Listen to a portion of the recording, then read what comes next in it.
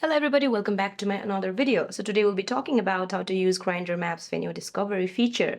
So let me tell you guys, Grindr's map feature, specifically explore and right now map view, allow users to discover profiles and venues in different locations or nearby in real time.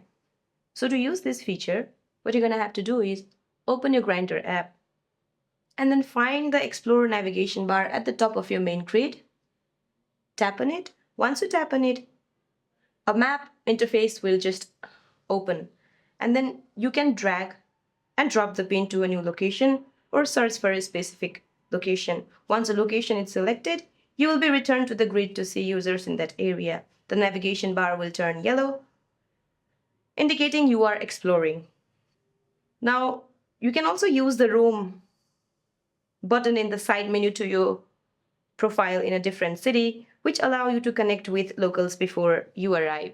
So that's it for this video, guys. I hope you like this video. See you in my next one.